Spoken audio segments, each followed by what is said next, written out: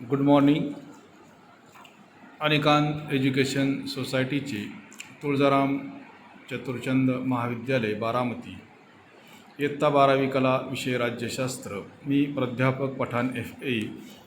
विद्यार्थी मित्रांनो, आपण प्रकरण दुसरे 1991 नंतरच्या महत्त्वाच्या संकल्पना आणि समस्या पाहत आहोत. यामध्ये आपण जागतिकीकरण ही एक संकल्पना पाहत आहोत आणि या संकल्पनेचा अभ्यास करत असताना आधीच्या तासाला आपण यातील काही भाग पाहिलेला आहे. आपण यातील बी मुद्दा पाहत आहोत, राजकीय क्षेत्र.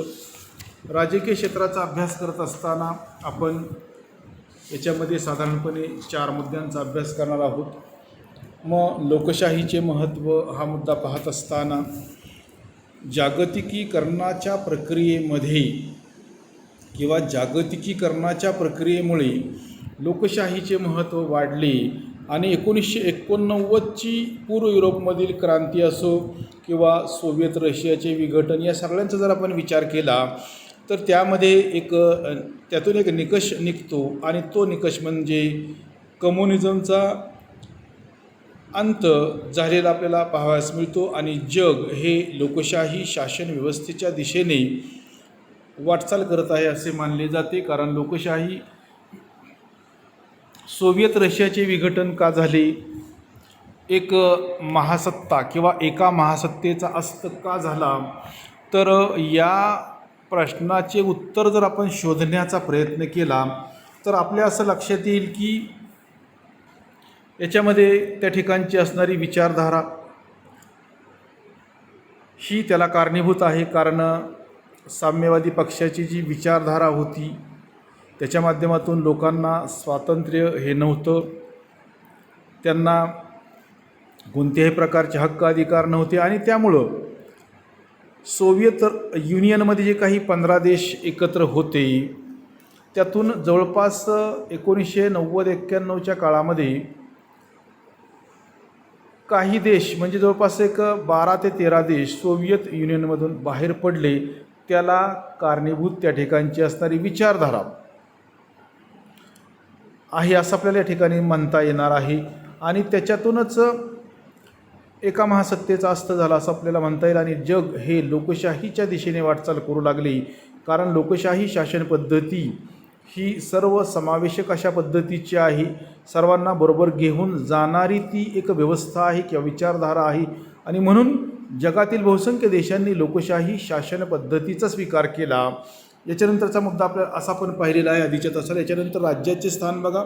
जागतिकीकरणाच्या संदर्भामध्ये आपण विचार करत असताना आज जागतिकीकरणाने देशांच्या प्रत्येक देशाची असणारी सीमारेषा ही पुसट झालेली आहे, सीमारेषा ही धूसर झालेली आहे असं आपल्याला ठिकाणी म्हणता येणार आहे. मग जागतिकीकरणाच्या प्रक्रियेमुळे किंवा जागतिकीकरणाच्या प्रभावामुळे राज्याचं स्थान त्या ठिकाणी अबाधित आहे का, राज्याच्या स्थानाचं महत्त्व कमी झालेलं आहे का, राज्याच्या महत्त्वामध्ये कुठं कमतरता निर्माण झालेली आहे का असं आपल्याला ठिकाणी म्हणता येणार आहे. कारण आज प्रादेशिक आर्थिक संघटना असतील, बाजारपेठेचे राजकारण असेल, पर्यावरण आणि मानवी प्रश्नांबाबतची वाढत जाणारी चिंता असेल, या सर्व गोष्टींचा विचार करत असताना ही झाली बाह्य आव्हाने. तर राष्ट्रीय आव्हानांचा विचार करत असताना मग याच्यामध्ये वाढता वांशिक राष्ट्रवाद असेल किंवा बिगर राजकीय घटकांचे असणारे कार्य असेल, मग या सगळ्या गोष्टींचा विचार करत असताना आपल्याला असं या ठिकाणी लक्षात येतं की यातून कुठंतरी राज्याचं महत्त्व कमी होत आहे का, सार्वभौमत्व किंवा राज्याचं असणारं स्वातंत्र्य याला काही धोका निर्माण झालेला आहे का. तर आपल्याला असं सांगता येणार आहे किंवा म्हणता येणार आहे की जागतिकीकरणाच्या प्रक्रियेमुळे या ठिकाणी राज्याच्या अस्तित्वाला, राज्याच्या सार्वभौमत्वाला किंवा राज्याच्या स्वातंत्र्याला तसा धोका निर्माण झालेला नाही असं सुद्धा आपल्याला ठिकाणी म्हणता येणार आहे. किंवा त्यानंतरचा बघा घटक आपल्याला सांगता येईल की तो म्हणजे बिगर राजकीय घटक. आणि बिगर राजकीय घटकाचा विचार करत असताना जो आपण आधीच्या तासाला पाहिलेलं आहे की या पर्यावरणामध्ये किंवा पर्यावरणाचाच एकंदरीत विचार केला तर मानव हा पर्यावरणाचा एक भाग आहे आणि या पर्यावरणातील तो एक सर्वात बुद्धिमान प्राणी आहे. मग नागरी समाजाला जे काही महत्त्व मिळत आहे आणि नागरी समाजाला मिळालेल्या वाढत्या महत्त्वामुळे मग याच्यामध्ये काही बिगर राजकीय घटक पुढे आलेले आहेत. म्हणूनच स्वयंसेवी संस्था असतील, संघटना असतील आणि किंवा गैरसरकारी संस्थांना काही प्रमाणामध्ये महत्त्व प्राप्त झालेले दिसते. म्हणजेच मानवासमोर ज्या ज्या काही समस्या निर्माण होतात या समस्या सोडवण्यासाठी काही NGOज नॉन गव्हर्मेंट ऑर्गनायझेशन पुढे येताना दिसतात. म्हणजे गैरसरकारी संस्था पुढे येताना दिसतात आणि मानवाच्या असणाऱ्या समस्या, समाजाच्या असणाऱ्या समस्या त्यांच्या माध्यमातून सोडवण्याचं काम त्या ठिकाणी केलं जात आहे. मग अशा ज्या काही संस्था आहेत त्या संस्था मानवी समस्यांच्या प्रश्नांवर त्या ठिकाणी भर देतात. आणि आज आंतरराष्ट्रीय आजचा जर आपण विचार केला, आजच्या आधुनिक काळाचा जर आपण विचार केला तर आज आंतरराष्ट्रीय संबंध हे केवळ राष्ट्रांच्या संबंधांपुरते मर्यादित राहिलेले नाहीत, तर त्यामध्ये बिगर राजकीय घटकांचा देखील त्या ठिकाणी समावेश हा झालेला आपल्याला पाहावयास मिळतो. मग याच्यामध्ये काही संस्था किंवा संघटना या पुढे आलेल्या आहेत. मग याच्यामध्ये मग ॲम्नेस्टी इंटरनॅशनल सारखी संस्था असेल, ॲम्नेस्टी इंटरनॅशनल किंवा ग्रीनपीस मूव्हमेंटसारखी संघटना असेल, रेड क्रॉस सारखी संघटना असेल, अशा ज्या काही संघटना आहेत तर या संघटना त्या ठिकाणी बिगर राजकीय घटकांमध्ये त्या ठिकाणी सामील होतात आणि या संघटनासुद्धा त्या ठिकाणी मानवाचे असणारे प्रश्न सोडविण्यासाठी मदत करतात किंवा यांच्या माध्यमातून सुद्धा मानवाच्या असणाऱ्या समस्या या सोडवल्या जातात असं आपल्याला या ठिकाणी म्हणता येणार आहे. मग याच्यामध्ये जर आपण बघितलं तर आत्ताच पाहिलं की ॲम्नेस्टी इंटरनॅशनल किंवा ग्रीनपीस सारख्या संस्था ज्या आहेत, संघटना ज्या आहेत तर त्या मानवी समस्यांवर त्या ठिकाणी भर देतात. मग या संघटना मानवाचे जे काही प्रश्न आहेत हे प्रश्न उपस्थित करून त्या ठिकाणी स्थानिक सरकारवर ते दबाव आणतात. मग आपण जर काश्मीरचा जर विचार केला तर काश्मीरच्या संदर्भातील भारताच्या मानवी हक्कांच्या भूमिकेबाबत ॲम्नेस्टी इंटरनॅशनल या संघटनेने त्या ठिकाणी टीकाही केलेली होती असं आपल्याला त्या ठिकाणी म्हणता येणार आहे. तर याच्यानंतरचा मुद्दा जो आहे तो म्हणजे मानवी हक्क. आणि मानवी हक्काचा विचार करत असताना या जागतिकीकरणाच्या युगामध्ये मानवाचे असणारे हक्क, मानवाचे असणारे अधिकार हे सुरक्षित आहेत का? मानवाला जीवन जगण्यासाठी किंवा मानवाला स्वतःचं व्यक्तिमत्व विकसित करण्यासाठी आवश्यक असणारी परिस्थिती राज्यांच्या माध्यमातून निर्माण केली जात आहे का?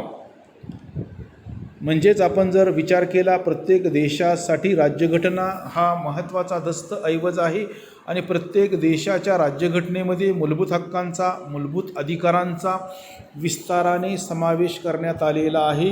आणि विशेष म्हणजे या हक्कांना, या अधिकारांना त्या ठिकाणी न्यायालयीन संरक्षण प्राप्त झालेले आहे.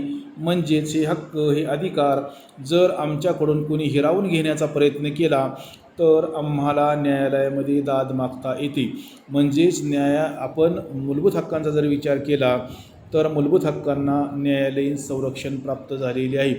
आपण भारतीय राज्यघटनेचा जर आपण विचार केला तर भारताच्या राज्यघटनेमध्ये प्रकरण नंबर 3 मध्ये जे काही कलम आहेत, 12 ते 35 ही जी काही कलमं आहेत, या कलमांमध्ये भारताच्या नागरिकांना जे मूलभूत हक्क देण्यात आलेले आहेत यांचा विस्ताराने समावेश करण्यात आलेला आहे. मग याच्यामध्ये वेगवेगळे भारतीय नागरिकांना 6 मूलभूत हक्क देण्यात आलेले आहेत. व्यवस्थित आहे का? त्याच्यामध्ये समानतेचा हक्क असेल, स्वातंत्र्याचा हक्क असेल, धार्मिक स्वातंत्र्याचा हक्क असेल, शैक्षणिक व सांस्कृतिक हक्क असेल, घटनात्मक उपाय योजना करण्याचा हक्क किंवा अधिकार असेल, शोषणाविरुद्धचा हक्क किंवा अधिकार असेल, असे वेगवेगळे 6 मूलभूत हक्क त्या ठिकाणी देण्यात आलेले आहेत आणि यांना न्यायालयीन संरक्षण देण्यात आलेलं आहे. म्हणजेच हे हक्क हे अधिकार आपल्यापासून कुणी हिरावून घेतले तर आपल्याला न्यायालयामध्ये दाद मागता येते.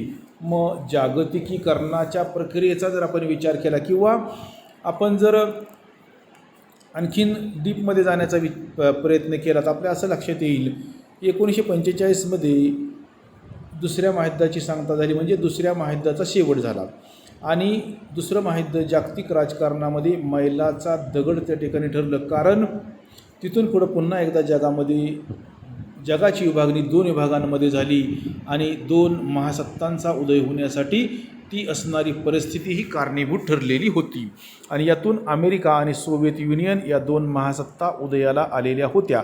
याचा आपण आढावा घेतलेला आहे. परंतु जगामध्ये जी 2 महायुद्धे झाली, पहिलं महायुद्ध आणि दुसरं महायुद्ध, मग जगामध्ये जर अशी महायुद्धे ही जर वारंवार होऊ लागली तर मानव जातीसमोरच प्रश्नचिन्ह निर्माण होईल.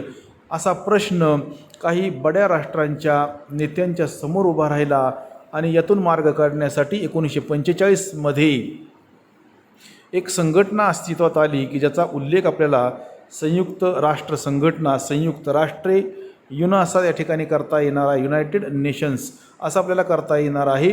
या संघटनेची स्थापना किंवा या संघटनेची निर्मिती कशासाठी करण्यात आली तर जगामध्ये शांतता आणि सुव्यवस्था निर्माण करण्यासाठी या संघटनेची निर्मिती करण्यात आलेली आहे असं आपल्याला या ठिकाणी सांगता येणार आहे.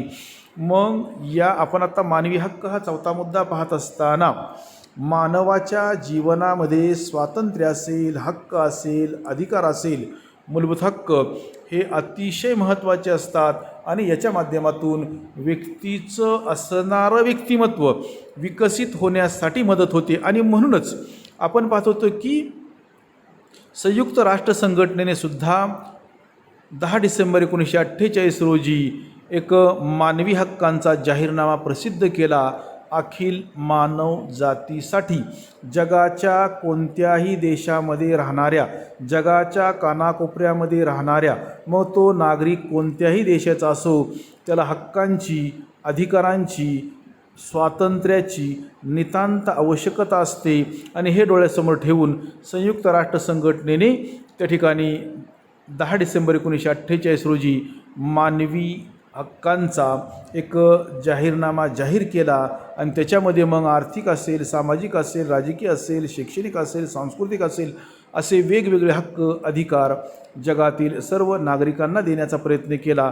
आणि म्हणूनच आपण 10 डिसेंबर हा जागतिक मानवी हक्क दिन म्हणून त्या ठिकाणी साजरा करतो. आपल्याला या ठिकाणी हे पाहायचं आहे की हक्क हे महत्त्वाचे असतात. हक्कांशिवाय आपणाला जीवन जगता येत नाही हे यातून नमूद होतं. मग जागतिकीकरणाच्या प्रक्रियेचा विचार करत असताना जागतिकीकरणाच्या युगामध्ये मानवाधिकारांचे संरक्षण हा एक महत्त्वाचा विषय बनलेला आहे. मग अशा या स्पर्धेच्या युगामध्ये मानवाचे हक्क अबाधित राहणे, त्यांचं संरक्षण होणे हा एक महत्त्वाचा विषय त्या ठिकाणी बनलेला आहे. परंतु आपण जगातील सर्वच देश हे विकसित देश नाही, जगातील ठराविकच देश विकसित आहेत आणि काही विकसनशील देश आहेत. मग विकसित आणि विकसनशील देशांचा जर आपण विचार केला तर या दोन्ही देशांच्या संदर्भामध्ये मानवाधिकाराच्या दृष्टिकोनामध्ये त्या ठिकाणी फरक करण्याची गरज आहे. आणि तिसऱ्या जगाच्या दृष्टीने नागरी आणि राजकीय हक्कांच्या आधी आपल्याला आर्थिक विकास साधण्याची गरज आहे. आपण आधीच्या तासाला पाहिल्याप्रमाणे व्यक्तीच्या जीवनामध्ये आर्थिक न्याय असेल, आर्थिक समता असेल, आर्थिक स्वातंत्र्य असेल, अतिशय महत्त्वाचे आहे. आणि याच्याशिवाय इतर स्वातंत्र्यांना, इतर हक्कांना, इतर समतेला त्या ठिकाणी अर्थ प्राप्त होत नाही. आणि म्हणूनच तिसऱ्या जगाच्या दृष्टिकोनाने आपण जर विचार केला तर नागरी आणि राजकीय हक्कांच्या आधी आर्थिक विकास साधण्याची गरज आहे असं आपल्याला म्हणता येणार आहे. तसेच वैयक्तिक अधिकारांपेक्षा आपल्या स्वतःच्या अधिकारांपेक्षा सामाजिक हक्क किंवा समाज आणि कुटुंब यांचे महत्त्व अधिक आहे. म्हणजेच आपल्या हक्कांपेक्षा, आपल्या अधिकारांपेक्षा समाजाचे हक्क, समाजाचा विकास, समाजाचे महत्त्व, कुटुंबाचे हक्क हे अधिक महत्त्वाचे आहेत असं आपल्याला या ठिकाणी नमूद करता येणार आहे. आपण भारतीय संविधानाचा जर आपण विचार केला, भारतीय संविधान जगातील सर्वात मोठे असे संविधान आहे आणि आपण भारतीय संविधानाचा जर आपण विचार केला तर भारतीय संविधानाने सुद्धा सामाजिक न्यायावर भर दिलेला आहे. भारतीय संविधानाने सामाजिक न्यायावर भर दिलेला आहे असं आपल्याला या ठिकाणी म्हणता येणार आहे. आणि याच्यामध्ये मग मानवाच्या ज्या काही मूलभूत गरजा आहेत, मानवाच्या ज्या काही प्राथमिक गरजा आहेत की ज्याच्याशिवाय, ज्या गरजा पूर्ण केल्याशिवाय मानवाला जीवन जगताच येणार नाही, अशा गरजामध्ये मग भारतीय संविधानाने त्या ठिकाणी भर दिलेला आहे. मग याच्यामध्ये अन्न, वस्त्र, निवारा, आरोग्य असेल, शिक्षण असेल यांना त्या ठिकाणी प्राथमिक महत्त्व दिलेले आहे. आपल्याला विसरता येणार नाही. कारण जोपर्यंत मानवाच्या या गरजा पूर्ण होत नाही तोपर्यंत त्याला व्यवस्थितपणे जीवन जगता येत नाही असं आपल्याला ठिकाणी म्हणता येणार आहे. त्याच पद्धतीने बघा, वितरणात्मक न्याय मिळवून देण्यासाठी सुद्धा लोक कल्याणापेक्षा स्वातंत्र्यांच्या हक्कांवरच त्या ठिकाणी जास्त भर देतात.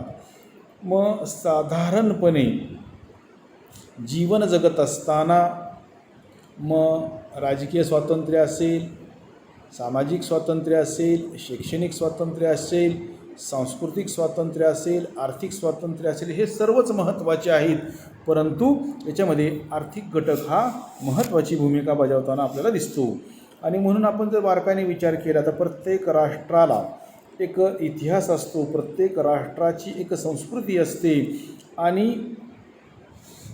प्रत्येक राष्ट्राची एक वेगळी राजकीय व्यवस्था असते, प्रत्येक राष्ट्राची एक वेगळी अर्थव्यवस्था असते आणि या आधारे मानवी हक्कांबाबत त्या ठिकाणी निर्णय घेण्याचा अधिकार दिला जातो असं आपल्याला या ठिकाणी म्हणता येणार आहे. म्हणजेच या ठिकाणी जर आपण बारकाईने विचार केला तर प्रत्येक देशाची असणारी रचना, प्रत्येक देशाची असणारी राजकीय परिस्थिती, प्रत्येक देशाची असणारी अर्थव्यवस्था, प्रत्येक देशाची असणारी संस्कृती, प्रत्येक देशाचा असणारा इतिहास हा वेगळा आहे आणि म्हणूनच मानवी हक्कांबाबत निर्णय घेण्याचा अधिकार त्या ठिकाणी प्रत्येक राष्ट्राला त्या ठिकाणची असणारी परिस्थिती कशा पद्धतीची आहे या आधारे मिळणं महत्त्वाचं आहे. मग थोडक्यातमध्ये आपल्याला सांगता येणार आहे, नागरी आणि राजकीय हक्क, स्वातंत्र्य या पाश्चिमात्य दृष्टिकोनाला प्रत्यक्षातील स्थानिक परिस्थितीची सांगड किंवा जोड घालण्याची त्या ठिकाणी गरज आहे.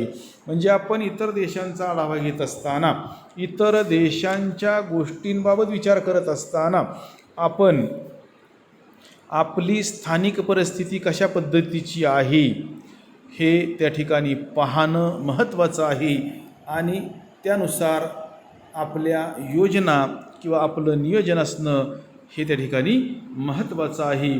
तर बघा, हा बी मुद्दा राजकीय क्षेत्र पाहत असताना आपण याच्यामध्ये साधारणपणे 4 मुद्दे पाहिलेले आहेत, अ, ब, क, ड या स्वरूपामध्ये. त्यामध्ये आपण सुरुवातीला अ मुद्दा पाहिला होता, लोकशाहीचे महत्त्व.